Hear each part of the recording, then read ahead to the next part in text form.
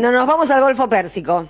Sí, mi intención es hacer una actualización de algo que no está en la tapa de los diarios, que sin embargo, por lo menos en Argentina, por supuesto, pero que es preocupante de cara a la violencia brutal de Donald Trump, que no deja de extorsionar, amenazar, bombardear en distintos puntos del país. Por supuesto, lo que hace es con los que menos pueden defenderse, comparado con Estados Unidos, le hace eh, entre comillas, la República Islámica de Irán, Cuba, etcétera. No se la agarra, por supuesto, con Rusia o con China, que claramente los Estuvo en deja correr. China el otro Estuvo en día. China, pidió la escupidera.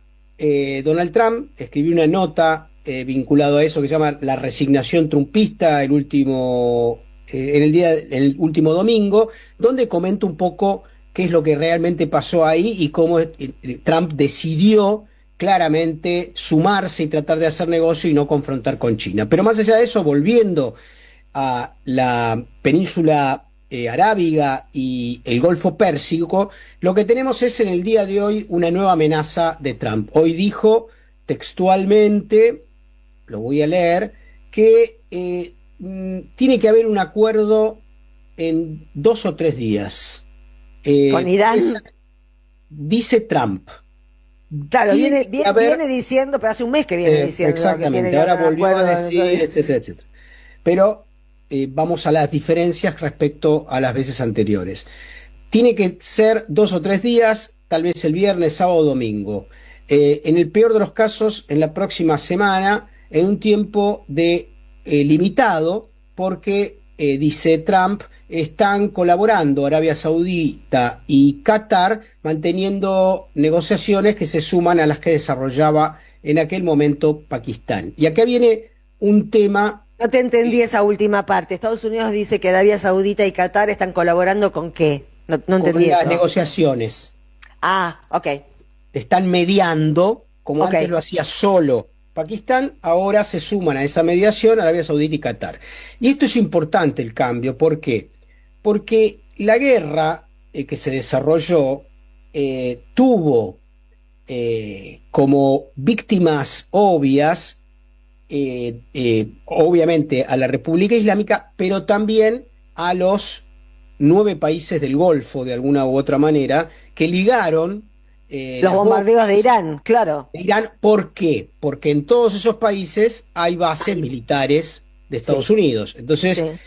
ligaron no solamente las bases militares, sino centros de acumulación de petróleo, centros de refinamiento, centros de acumulación y de extracción de gas, con lo cual todos esos países que históricamente fueron socios de Estados Unidos, pero que quisieron en los últimos años tratar de retirarse un poco de esa asociatividad y tratar de ligarse a China y a la Federación Rusa, la realidad es que la ligaron mucho más, incluso que Israel, porque sin comerla y beberla y sin estar en guerra, esos países están en el medio de una situación que en el caso hipotético de declararse nuevamente la guerra, serán nuevamente las mayores víctimas de ese proceso, porque encima no tienen herramientas militares para defenderse.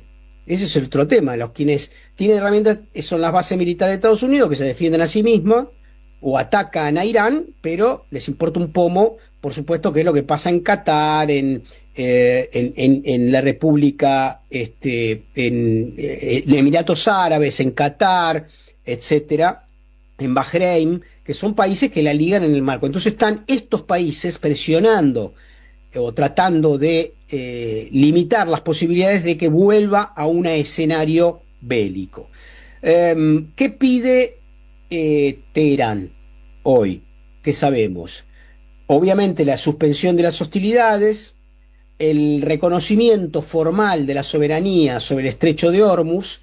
Esto es un cambio respecto al momento previo a la guerra, donde la soberanía del estrecho de Hormuz no era de nadie, sino de todos los países que sacaban petróleo por ese lado, que son estos 9 que acabo de decir, más Irán, ¿no? Entonces lo que dice Irán es, a partir de este momento quiero que reconozcan que yo tengo el derecho a cobrar peaje por la salida del estrecho de Hormuz.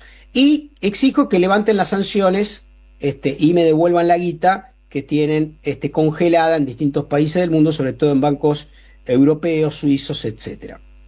Esto es lo que aparece como versión, digamos, porque puede ser que esté manipulado por los centros de propaganda de Estados Unidos.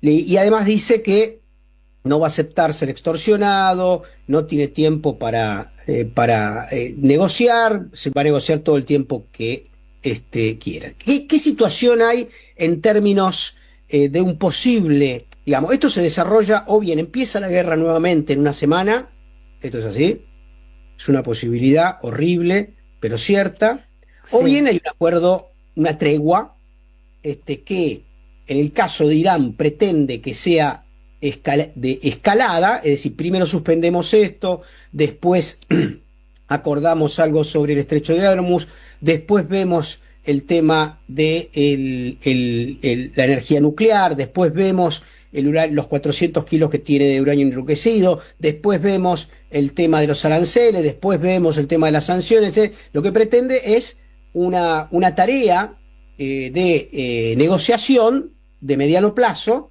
para ir trabajando punto por punto y que cada punto resuelto abra las posibilidades de tramitar los otros. Y Estados Unidos no quiere eso. Estados Unidos quiere resolver todo junto. ¿Por qué? Porque lo que está en juego, desde un punto de vista político o geopolítico, es lo que se llama una especie de empate de victoria. Es un concepto que está en inglés, que yo lo traduje, y que tiene que ver con que en realidad nadie gana, pero el que más gana es Irán. Si la situación continúa así, Y están las elecciones de medio término.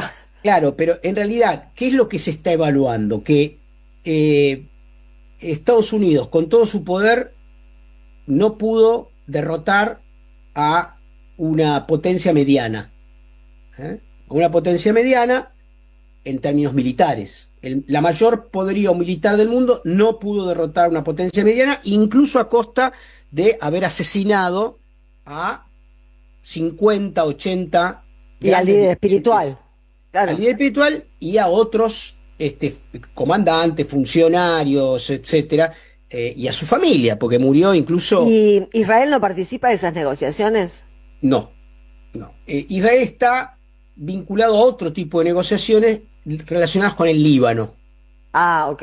Por supuesto que hay una relación porque Hezbollah, el organismo político-militar libanés, es chiita y mantiene un vínculo histórico de financiamiento y de recepción de armas por parte de Irán.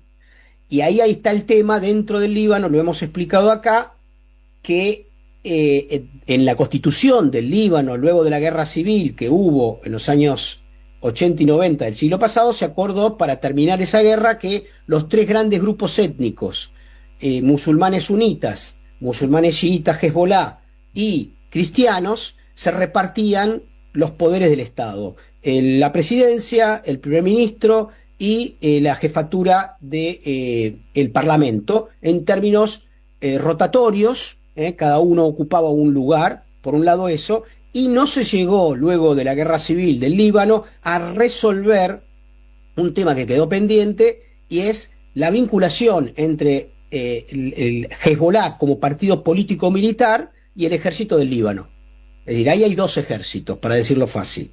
Está el ejército del Estado y un ejército de un partido político, ¿no? Entonces, las negociaciones que se están desarrollando entre Israel y el Líbano han generado un conflicto entre el Líbano y Bueno, Irán. negociaciones mientras lo bombardean, porque los bombardeos contra el Líbano siguen. Sí, y la verdad es que son bombardeos de Israel, incluso sobre población civil, con la anuencia del gobierno del Líbano y de los otros dos organizaciones del Líbano que le dicen dónde están los funcionarios de Hezbollah. Está clarísimo eso, porque van justamente a los lugares donde habitan los funcionarios o los militantes o las familias, porque matan civiles a lo pavote todos los días, ¿no? Entonces digo, ahí hay un problema que excede, digamos, que tiene que ver con el marco de la guerra regional, pero que va a tener que tener un tipo de resolución, por supuesto, vinculada a la que se supone que está planteada en términos de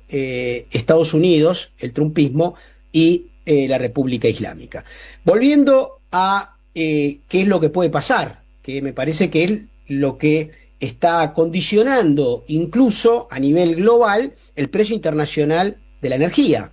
Hoy en la Argentina se comunicó, se informó, está en la tapa de los diarios, que en abril hubo un 5% de encarecimiento de la energía que supera por el doble a los precios de la energía de marzo. Es decir, que en el próximo indicador trucho de la inflación que hace el INDEC, van a tener la obligación de incorporar este 5% que sube fuertemente el promedio de la inflación mensual. Yo creo que por eso están rematando todo, ¿no? Porque es evidente que ya se le fue de las manos lo que él llama el equilibrio fiscal. Claro, lo que pasa es que la mentira, y está bien esa acotación, Sandra, porque la mentira es creer que solamente con el equilibrio fiscal vos podés condicionar las variables macroeconómicas. Totalmente. Él sostuvo Está desde el demostrado que no. principio. Claro, esto lo desmiente al propio Milei lo que está pasando. Exactamente, y no soporta ser desmentido por la realidad, entonces hace dibujitos truchos, etcétera, etcétera. La realidad objetiva es que vender las joyas, que son, es decir, esto es como dice el boliviano hace un rato, venden mi casa sin preguntarme si yo la quiero vender. No le preguntan a los dueños, que somos la Sociedad Argentina de AISA, si nosotros queremos vender nuestra propiedad. Estos tipos son liberales, muy graciosos. Con lo Porque, ajeno. claro, es decir, es la libertad para vender la propiedad colectiva, la propiedad Claro. comunitaria, ¿no? Que es lo mismo en última instancia que quiere hacer el presidente Paz en Bolivia, empezar a vender la propiedad comunitaria para recaudar y pagarle los intereses, los servicios de la deuda al Fondo Monetario que ha reingresado en Bolivia el año pasado luego de las elecciones.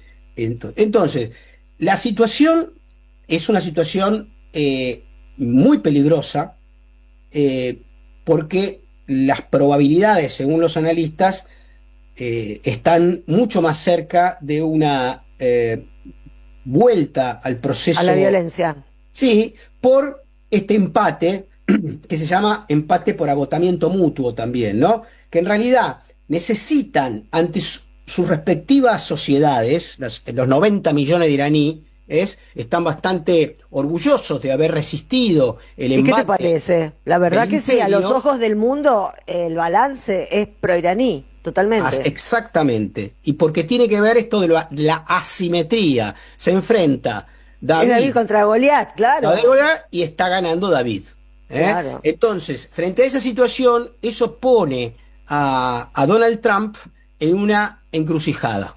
Y sobre todo por la megalomanía. Él no puede aceptar que alguien que desprecia, incluso étnicamente, que iba a destruir la civilización, etcétera, etcétera, le tome el tiempo y decida, en términos autónomos y soberanos, la continuidad de su independencia. Frente a esa realidad, las elecciones de medio término y este empate por agotamiento mutuo hace que sea una situación muy complicada. Debería haber divorcios por agotamiento mutuo, ahora que lo pienso.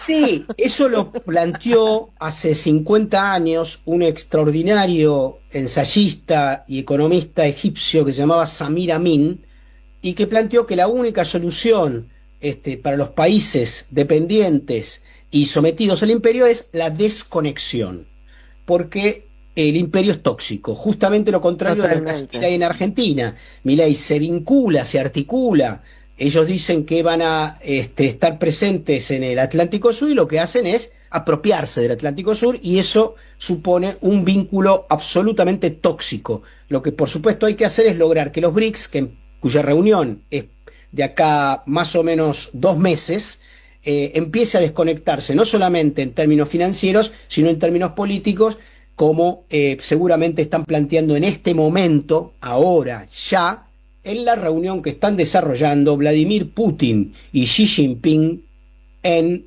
Beijing, reunidos a partir del día de hoy, que llegó Putin ahí, para plantear y hacer una evaluación de la reunión con Trump y plantear la reunión próxima de los BRICS, que creo que va a ser importantísima de cara al necesario cambio del orden global. Bueno, gracias, Jorge. Vamos, me estaba acordando recién, antes de la tanda, quería comentarlo, que Milei, ante las sucesivas denuncias de Marcela Pagano, vieron que Marcela Pagano está embarazada de 6 o 7 meses. Y ayer le dijo el lechón iraní. Así habla Milei de una mujer embarazada. El lechón iraní. No les gustan a Milei las mujeres embarazadas, me parece, ¿eh? Tiene No le otras gustan las mujeres, me preferencias. No parece. le gustan Pero las eso mujeres en no sería, no general. estaría mal que no le guste. El problema no es que no le guste, el tema es que las odie. El tema es que odia a las mujeres y más si están embarazadas. Y por eso a Porque, su hermana no le dice la jefa, ¿cómo le sino que dice? dice el jefe. El jefe, claro, porque todo lo femenino es débil. Y él Así cree que es. Karina es fuerte, pero parece que no es ni lechón ni iraní.